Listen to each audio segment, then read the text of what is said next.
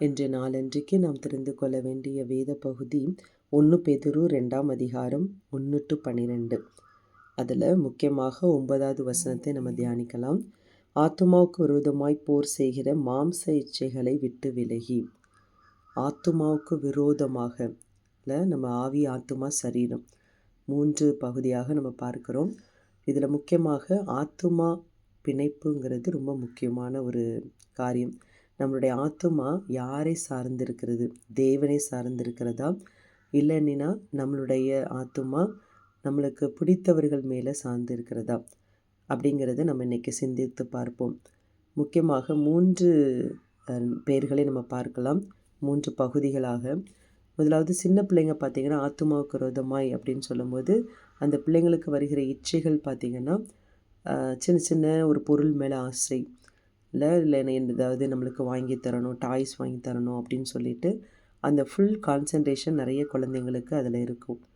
அப்படியே வளர்கிறாங்க, வாலிப பிள்ளைகளாய் மாறும்போது அவங்களுடைய இச்சைகள் என்ன போகுது அப்படின்னா, ஒரு பெண்ணாக இருந்தால் ஆணை தேடுகிறதும், ஆணாக இருந்தால் பெண்ணை தேடுகிறதும் ஆன அந்த இச்சைகளுக்கு வழி விலகி செல்கின்றனர்.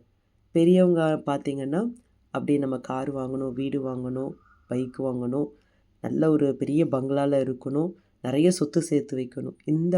இந்த இச்சைகளுக்கு நேராக நாம் வாழ்ந்து கொண்டிருக்கிறோம். ஆம் பிரியமானவர்களே, ஒருவேளை நம்ம இந்த கேட்டுக்கொண்டிருக்கிற சின்ன பிள்ளைங்களாக இருக்கலாம், பெரியவங்களாக இருக்கலாம், வாலிப பிள்ளைகளாக இருக்கலாம், யாராக இருந்தாலும் சரி, இன்றைக்கு ஆண்டவர் உங்களை பார்த்து சொல்லுகிறார், நீங்கள் ஆத்துமாவுக்கு விரோதமாய் போர் செய்கிற மாம்ச இச்சைகளை விட்டு விலக வேண்டும் என்று சொல்லி தேவன் அழகாக இன்னொரு வசனத்தை ஞாபகப்படுத்துகிறார்.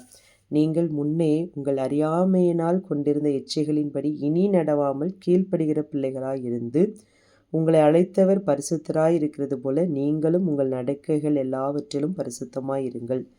நான் பரிசுத்தர், ஆகையால் நீங்களும் பரிசுத்தராயிருங்கள் என்று எழுதியிருக்கிறது. அதே 1 பேதுருல தான். ஸோ அவருடைய பரிசுத்தத்தை உணர்ந்தவர்களாய் நாம் ஒருவேளை அறியாமையில் நம்ம செஞ்சுருக்கலாம்.